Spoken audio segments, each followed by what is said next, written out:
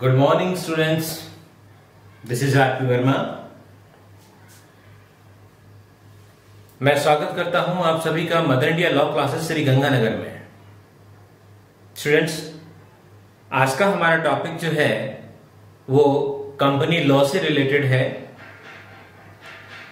अपनी last classes के अंदर हमने जो कंपनीज एक्ट 2013 स्टार्ट किया है उसमें एक बात आप लोगों को क्लियर हो गई होगी कि कोई भी कंपनी, चाहे एक पब्लिक कंपनी है, एक प्राइवेट कंपनी है या वन पर्सन कंपनी है,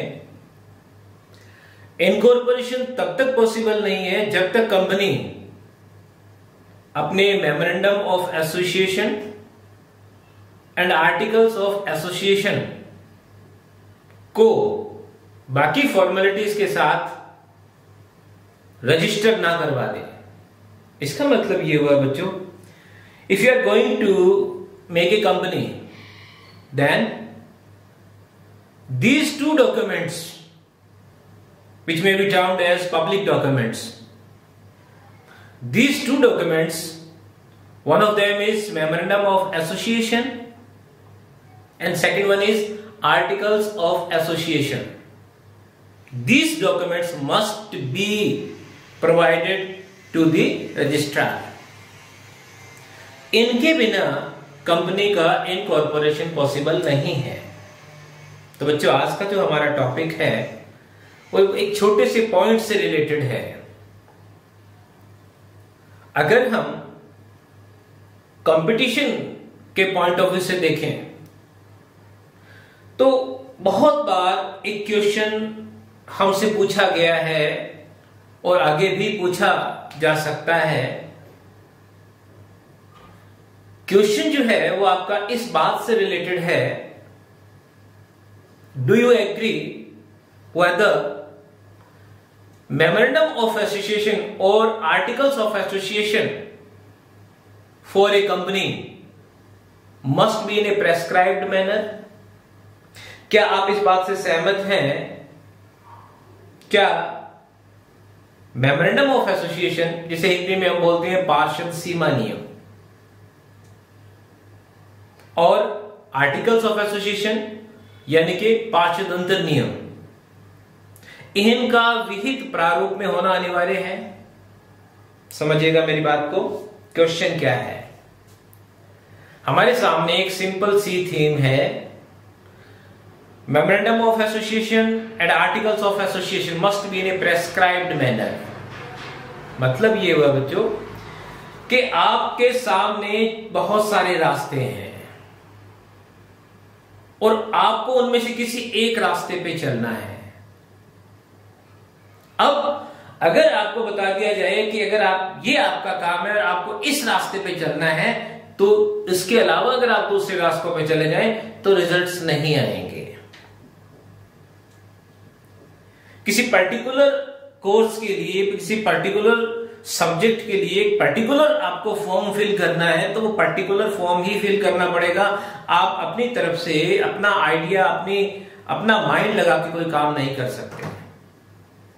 मतलब ये हुआ कि अगर आपको मेमोरेंडम तैयार करना है, अगर आपको आर्टिकल्स तैयार करने हैं, तो कंपनी एक्ट 2013 आपको कुछ प्रेस्क्राइब्ड नॉर्म्स बता रहा है।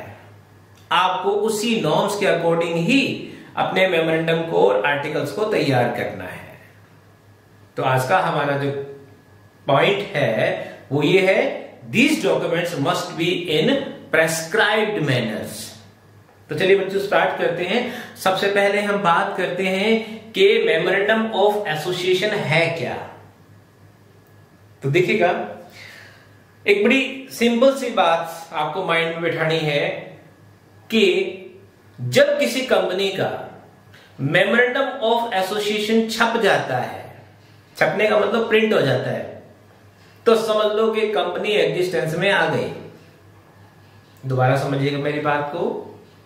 जब किसी कंपनी का, company might be public, might be private और वन पर्सन कंपनी, जब किसी कंपनी का मेमोरेंडम ऑफ एसोसिएशन नाम का डॉक्यूमेंट छप जाता है तो मान लीजिए कंपनी एग्जिस्टेंस में आ गई। अभी एक ट्रिक है आपको समझाने के लिए।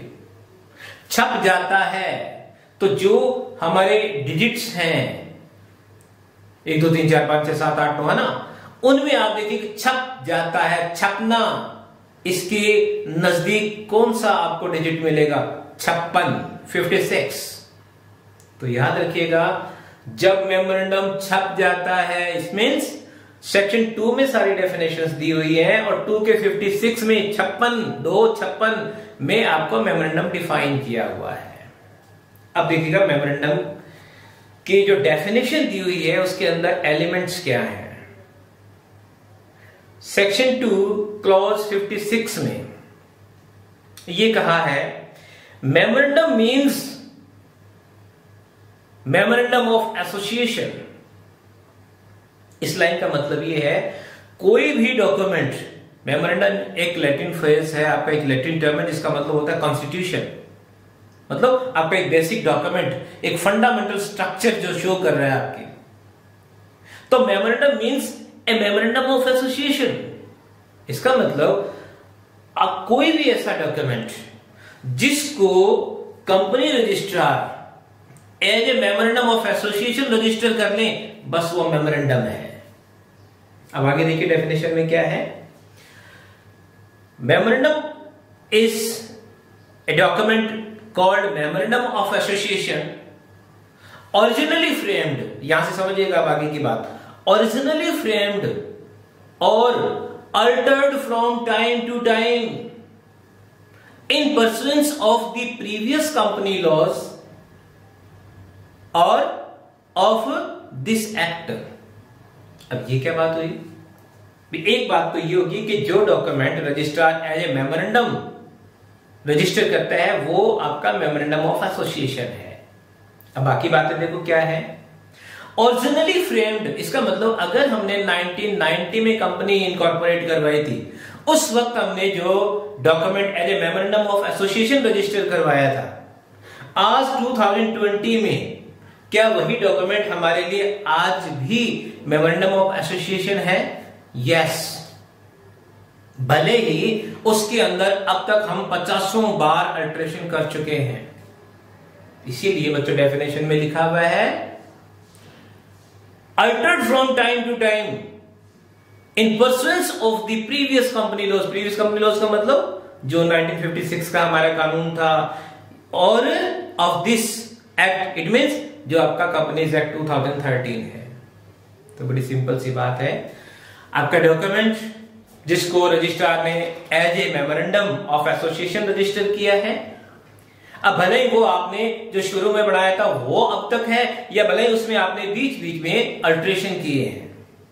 अब 2020 में आपने कोई अल्टरेशन किया है, जबकि उसका फर्स्ट रजिस्ट्रेशन जो था आपका वो 1990 का था, तो उसका एग्जिस्टेंस 2020 से काउंट नहीं होगा। एग्जिस्टेंस तो आपका 1990 से ही माना जाएगा। चलिए बच्चों, ये एक डेफिनेशन थी आपके पास मेमोरेंडम की। अब हम बात करते हैं आर्टिकल्स ऑफ एसोसिएशन। भाई इसकी क्या डेफिनेशन है? देखिए कई बार हम ये कहते हैं कि भाई तू ज्यादा ना 3 5 2 5 मत कर, तुझे बाहर निकाल देंगे, बोलते हैं हमने कई बार ऐसे। तो देखिएगा 3 5 तो हो नहीं सकता, क्योंकि डेफिनेशन सारी 2 में दी हुई है, सेक्शन 2 में। तो अब यहां पे आप ये समझिएगा कि भैया देख ज्यादा 2 5 मत कर वरना कंपनी से आउट।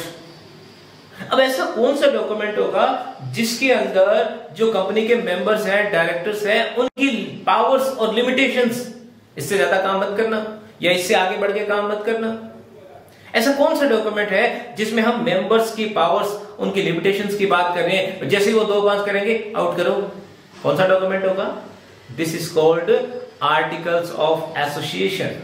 तो मैं आपको एक ट्रिक बता रहा हूं समझाने के लिए कि छप गया 256, 2 5 कर रहे हैं 2 क्लॉज 5 आर्टिकल्स ऑफ एसोसिएशन। अब देखिएगा सेक्शन 2 क्लॉज 5 के अंदर लिखा क्या हुआ है, वहां पर भी यही पे लैंग्वेज है, थोड़ा सा डिफरेंस है। देखिए क्या, articles means articles of association. Originally framed, वही सेम बात जो मेमोरेंडम में थी, or altered from time to time, वही बात जो मेमोरेंडम में थी, और अप्लाइड, ये तीसरा पॉइंट इन्होंने नया ऐड किया है, or applied in pursuance of the previous company laws or under or of this act. इसका मतलब तीसरे पॉइंट को समझिएगा भाई, चाहे आपने 1990 के अंदर जो डॉक्यूमेंट आर्टिकल ऑफ एसोसिएशन की फॉर्म में जमा करवाया था वो आज तक है तो वही चलेगा, या टाइम टू टाइम आपने अल्टरेशन किया है तो भी 1990 का रजिस्ट्रेशन ही काउंट होगा। अब कोई चीज आपने according to provisions of the previous company laws या इस कंपनी लॉ, भाई अगर पहले किया था तो प्रीवियस कंपनी लॉज होगा, और अगर आज कर रहे हो तो कंपनीज एक्ट 2013 हो जाएगा। उसके अकॉर्डिंग अगर आप अप्लाई कर रहे हैं लेकिन वो चीज अभी आपकी रजिस्टर नहीं है तो रेटिफिकेशन की कंसेप्ट आती है, कंपनी उस चीज को बाद में भी रजिस्टर करवा सकती है, तो भी वो आपके आर्टिकल्स का ही हिस्सा माना जाएगा। तो बच्चों ये डेफिनेशंस होगी 256 एंड सेक्शन 2 क्लॉज 5 दोनों की। अब बात करते हैं भी बेसिक डिफरेंस क्या है। तो यहां पे देखिएगा 1971 का honourable supreme court of India का एक जजमेंट है, केस का नाम है Naresh Chandra Sanyal versus the Calcutta stock exchange association का मामला है 1971 का। इसमें बड़ी अच्छी बात ऑनरेबल सुप्रीम कोर्ट ने कही कि ऐसा डॉक्यूमेंट जो कंपनी की पावर्स और लिमिटेशंस शो कर रहा है that is memorandum of association, और ऐसा डॉक्यूमेंट जो कंपनी के ऑफिसर्स और मेंबर्स जो हैं यानी कि डायरेक्टर्स एक्सेट्रा के पावर्स और लिमिटेशंस डिस्क्राइब कर रहा है that is called articles of association. तो ये बच्चों एक मेमोरेंडम और एक आर्टिकल्स की बेसिक कंसेप्ट आपकी नॉलेज में आनी जरूरी है। अब आते हैं हम अपने मेन पॉइंट पे। मेन पॉइंट हमारा ये है these documents must be in prescribed form, it must be prescribed manner. What does it mean? इसका मतलब क्या है? तो देखिए सबसे पहले यहां आपके नॉलेज में बात होनी चाहिए कि आपकी कंपनी का नेचर क्या है। या तो वो एक पब्लिक कंपनी है या एक प्राइवेट कंपनी है या वन पर्सन कंपनी है। अब अगर पब्लिक कंपनी है या प्राइवेट कंपनी है तो ऐसी सिचुएशन में या तो लिमिटेड बाय शेयर होगी या लिमिटेड बाय गारंटी होगी, और अगर लिमिटेड बाय गारंटी है तो या तो limited by guarantee with share capital होगी या limited by guarantee without share capital होगी। अगर वो अनलिमिटेड लायबिलिटी की कंपनी है तो या तो unlimited liability with share capital या unlimited liability without share capital. ये नेचर्स है, टाइप्स ऑफ कंपनीज है। हमारे जो पिछली क्लासेस है उसके अंदर आपको एक चैप्टर मिल जाएगा क्लासिफिकेशन ऑफ कंपनीज, तो यहां पे मैं आपको मीनिंग नहीं बता रहा हूं, काफी लंबा हो जाएगा लेक्चर। ये आपको सारे मीनिंग्स उस पिछली क्लास में जाके चेक करने होंगे। हमें यहां पे सिर्फ इतनी सी बात समझनी है कि आपकी कंपनी का नेचर क्या है, किस टाइप की आपकी कंपनी है, और उसके हिसाब से आपको अगर मेमोरेंडम तैयार करना है तो कंपनी एक्ट में क्या प्रोविजन है। तो देखिएगा हमारे सामने ये जो चार्ट आपको दिखाई दे रहा है इसके अंदर मैंने लिखा है शेड्यूल फर्स्ट। इसका मतलब ये है बच्चों, if you are going to prepare memorandum of association for the company then first of all you are to consider what is the nature of your company. If the company is limited by shares, अगर ये company अंशों द्वारा सीमित है तो आपको क्या करना है। If the company is limited by guarantee without share capital, if the company is limited by guarantee with share capital, so as, इस तरह से आपके सामने नेचर है। अब समझिए मैं कह रहा हूं, बहुत सिंपल सी बात है बच्चों। पहली चीज तो ये कि आपको कंपनी का मेमोरेंडम ऑफ एसोसिएशन तैयार करना है। अब आ जाओ दूसरी बात क्या है। आपकी कंपनी है लिमिटेड बाय शेयर्स, चाहे वो पब्लिक कंपनी है चाहे वो प्राइवेट कंपनी है। अब आपकी मर्जी नहीं चलेगी यहां पे।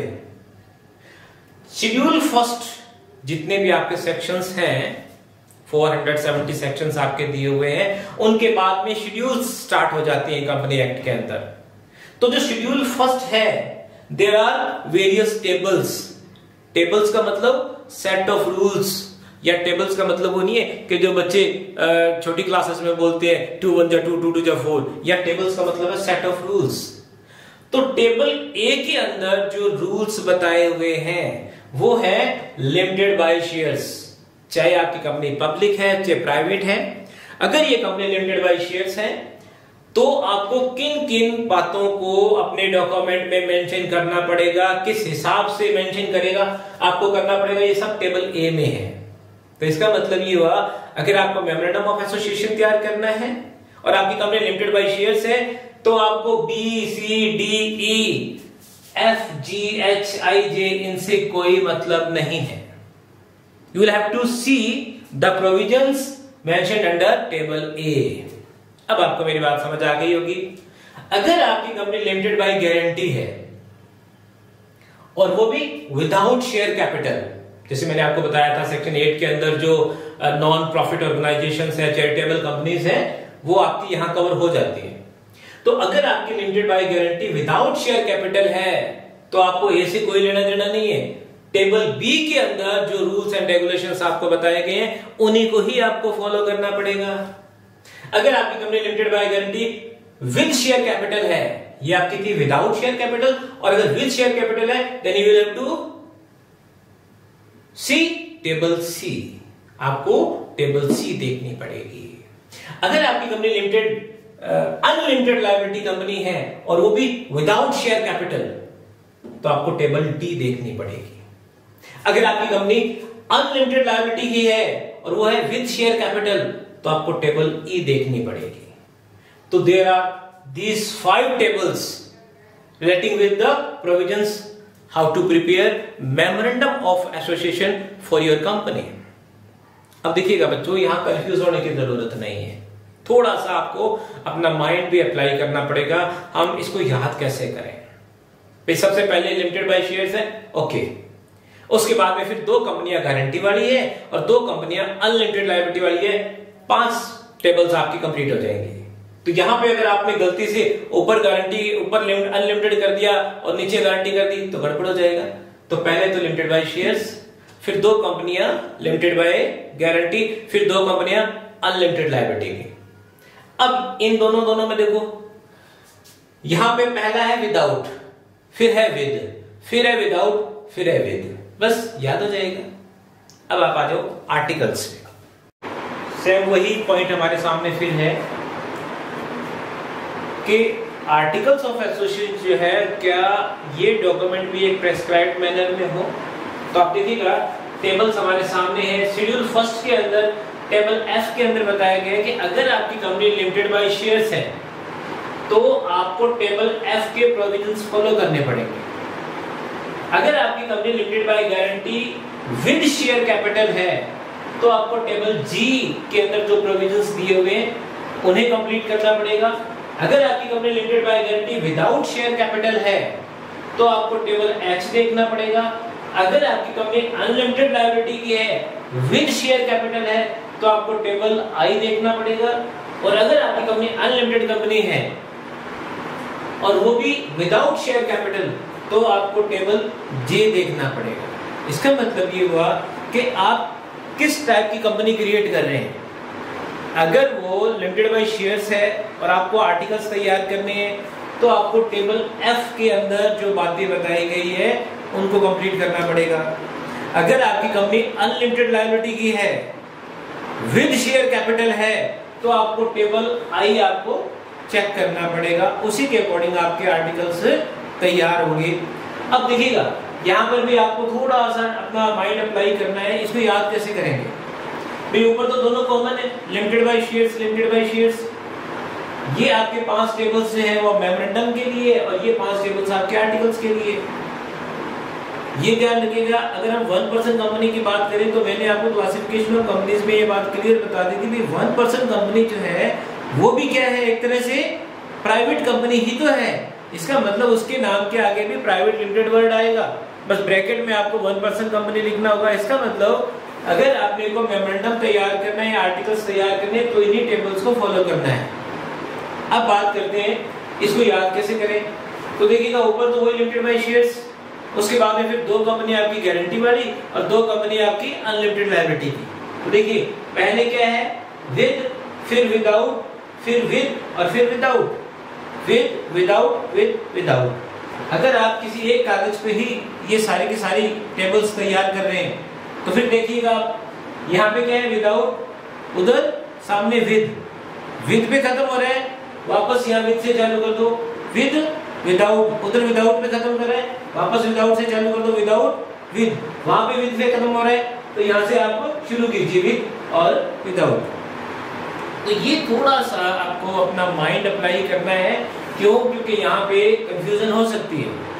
और मैं इनकी ध्यान से समझ लीजिएगा इस बात को कि क्वेश्चंस ऑब्जेक्टिव टाइप खूब बनते हैं इस तरह के। ठीक है भाई, आपसे वो पूछ ले कि एक अनलिमिटेड लायबिलिटी कंपनी है विदाउट शेयर कैपिटल, तो उसका मेमोरेंडम जो है वो कौन सी कैप टेबल में तैयार होगा? ऑप्शन में दे दिया टेबल ए, बी, सी, ई, एफ, कोई भी दे दे, तो आपको देखना पड़ेगा अनलिमिटेड लायबिलिटी की कंपनी है और विदाउट शेयर कैपिटल है, तो फिर इनमें से कौन सी टेबल आएगी? अनलिमिटेड लायबिलिटी की है, विद शेयर कैपिटल की है, मेमोरेंडम तैयार कर रहे हैं, तो कौन सी टेबल आएगी? तो ये आपका एक ऑब्जेक्टिव टाइप का एक बहुत अच्छा पार्ट कंपटीशन लेवल पे आप तैयार कर सकते हैं। अब बच्चों लास्ट में एक छोटी सी बात हम और डिस्कस करेंगे और उसके बाद में हमारा इस टॉपिक पे डिस्कशन जो है वो आज यही खत्म होगा। यहाँ पे आपको थोड़ा सा एक लॉजिकल पॉइंट ऑफ व्यू से समझना पड़ेगा। जब हम कोई प्रॉपर्टी खरीदते हैं तो एक डॉक्यूमेंट्स तैयार होता है, उसको अपन बोलते हैं सेल डीड। सेल वर्ड आया कि नहीं आया? जब हम पार्टनरशिप तैयार कर रहे हैं तो एक डॉक्यूमेंट होता है पार्टनरशिप डीड। पार्टनरशिप आया कि नहीं आया? लेकिन यहाँ पे आप थोड़ा सा ध्यान से देखें, you are going to make a company and you will have to prepare these 2 documents, memorandum and articles. Then why should we call it a memorandum of association rather than memorandum of the company? भाई ऐसा क्यों है? सोचिएगा। भाई अपन कहते हैं memorandum of association, बड़ा तो कंपनी रहे है ना, तो फिर मेमोरेंडम ऑफ कंपनी क्यों नहीं बोलते इसको? हम आर्टिकल्स तैयार करें कंपनी के, तो बताओ फिर इसको हम आर्टिकल्स ऑफ कंपनी क्यों नहीं बोलते, आर्टिकल्स ऑफ एसोसिएशन क्यों बोलते हैं? तो देखिएगा बच्चों, बड़ी छोटी सी एक सिंपल सी बात है, लॉजिकल सी। You are going to make an association, not a company. मैं थोड़ा सा आपको लॉजिक में लेके जा रहा हूँ, ये भी part of law of interpretation. क्योंकि फर्क क्या है मेमोरेंडम ऑफ एसोसिएशन में, मेमोरेंडम ऑफ कंपनी में? क्योंकि जब आप कमर्शियल फील्ड में आओगे, मार्केट में आओगे, तो आपको एक वर्ड और मिलता है, मेमोरेंडम ऑफ अंडरस्टैंडिंग। तो मेमोरेंडम वर्ड तो एक कॉमन वर्ड है जिसका मतलब होता है constitution, basic features, fundamental principles. Company का नाम क्या है, काम क्या है, दाम क्या है, ये तीनों बेसिक बातें जिस डॉक्यूमेंट में है वो मेमोरेंडम है। हमारे देश का कॉन्स्टिट्यूशन हमारे लिए क्या है, वो हमारे देश का मेमोरेंडम है। तो हम यहाँ पे मेमोरेंडम ऑफ एसोसिएशन वर्ड क्यों यूज करते हैं, मेमोरेंडम ऑफ कंपनी वर्ड क्यों यूज नहीं करते? आप 10 लोग मिलके एक एसोसिएशन बना रहे हैं, आपने अपने डॉक्यूमेंट्स तैयार कर लिए। अगर रजिस्ट्रार आपकी बातों से, आपके पर्टिकुलर से सेटिस्फाई है, तो वो आपकी एसोसिएशन को एज ए कंपनी रजिस्टर कर लेगा। अगर वो आपकी बातों से सेटिस्फाई नहीं है, तो इसका मतलब ये नहीं है कि आप बिजनेस नहीं कर सकते, आपके पास और बहुत सारे रास्ते। इसका मतलब आपने जो बनाया है वो क्या है, एसोसिएशन है। आपने जो डॉक्यूमेंट तैयार किया वो किसके लिए तैयार किया, अपनी एसोसिएशन के लिए तैयार किया है। बट जब वो association as a company register हो जाएगी, now it becomes a company. इससे पहले वो क्या है, एसोसिएशन है। तो ये डॉक्यूमेंट कंपनी के रजिस्ट्रेशन के बाद में तैयार नहीं होते, उससे पहले ही तैयार होते हैं। और कंपनी का रजिस्ट्रेशन जिस दिन होगा उससे पहले इनका स्टेटस सिर्फ क्या है, मेमोरेंडम ऑफ एसोसिएशन है। तो ये मैं आपको इसलिए बात बता रहा हूँ बच्चों कि एक बार मैंने कहीं क्वेश्चन पढ़ा था कि जो आपका कंपनीज एक्ट 1956 था, उसके अकॉर्डिंग कोई क्वेश्चन था कि इस सेक्शन के अंदर मेमोरेंडम, मतलब इस सेक्शन के अंदर क्या डिफाइन किया गया है। ठीक है, तो नीचे ऑप्शंस थे memorandum of association, memorandum of company, articles of association, article of company. तो वो आपका सेक्शन जो है वो मेमोरेंडम से रिलेटेड था। तो जनरली बच्चा वहां पे गड़बड़ कर जाता है कि यार अपन तो कंपनी लॉ पढ़ रहे, तो मेमोरेंडम ऑफ कंपनी होना चाहिए ना। आंसर क्या है? Memorandum of association. तो बिल्कुल उसी तरह से आपके सेक्शन 2 क्लॉज 56 किसको डिफाइन करता है? नीचे ऑप्शंस में है memorandum of association, memorandum of company, articles of association, articles of company. तो आंसर क्या आएगा? Memorandum of association. अब लास्ट में एक छोटा सा पॉइंट हम और डिस्कस कर लेते हैं। अगर आपकी कंपनी एक पब्लिक कंपनी है, ये दोनों जो मैंने आपको पार्ट्स बताए, चाहे पब्लिक कंपनी हो चाहे प्राइवेट कंपनी हो, पर अब मैं जो बात आपको बोल रहा हूँ वो क्या है? अगर आपकी कंपनी एक पब्लिक कंपनी है and that is also limited by shares, it means you are going to make a public company which is limited by shares, then you have an exemption, आपको एक छूट है। देखिए क्या छूट है, बहुत इंपॉर्टेंट बात आपको माइंड में बिठानी है। अगर आपकी कंपनी पब्लिक कंपनी है और लिमिटेड बाय शेयर है, तो ऐसी सिचुएशन के अंदर आपको खुद के आर्टिकल्स तैयार करने की जरूरत नहीं है। आप चाहें तो टेबल एफ के provisions as it is apply कर सकते हैं। मतलब आपने मेमोरेंडम तो तैयार करना ही करना है, उसी के ऑब्जेक्ट क्लॉज में आप ये चीज मेंशन कर दें कि हमने टेबल एफ को एज इट इज एडमिट कर लिया है। तो ऐसे सिचुएशन के अंदर अगर पब्लिक कंपनी है, वो भी लिमिटेड बाय शेयर्स है, तो उसको खुद के आर्टिकल्स ऑफ एसोसिएशन तैयार करने की जरूरत नहीं है। अदरवाइज उसकी मर्जी है, और खुद के में तैयार करनी है तो टेबल एफ के प्रोविजंस फॉलो करने पड़ेंगे। तो स्टूडेंट्स, ये कंपनी लॉ का एक नेक्स्ट टॉपिक है हमारा। इसके बाद में भी हमारे पास जैसे कंटेंट्स ऑफ मेमोरेंडम हम अगले टॉपिक में डिस्कस करेंगे। फिर उसके बाद में प्रोस्पेक्टस का एक बहुत लंबा चौड़ा चैप्टर है हमारे पास। तो एग्जाम के अगर पॉइंट ऑफ व्यू से देखें तो जो miss statement in the prospectus है, उसमें क्या क्या रेमेडीज अवेलेबल है एग्रीव्ड पार्टी को, वो एक बड़ा अच्छा पार्ट है। कंपटीशन लेवल पे हम उसको डिस्कस करेंगे। फिर उसके बाद में मीटिंग्स में बहुत क्वेश्चंस बनते हैं हमारे वाइंडिंग अप में डायरेक्टर्स की जो पावर्स है उसके रिगार्डिंग। तो वन बाय वन मैं कोशिश कर रहा हूँ आप लोगों की हेल्प करने की, और आप भी प्लीज़ इस चैनल को सब्सक्राइब कीजिए, इसे लाइक कीजिए, अपने फ्रेंड्स को अपने सर्कल में इसे इंट्रोड्यूस कीजिए। आप भी मुझे सपोर्ट कीजिए, क्योंकि आपकी सपोर्ट के बिना ये चैनल कंटिन्यू नहीं हो सकता। थैंक्स स्टूडेंट्स, मैं आरपी वर्मा, असिस्टेंट प्रोफेसर सेठ GL Biyani, SD law, PG college, Sriganganagar. Thank you very much.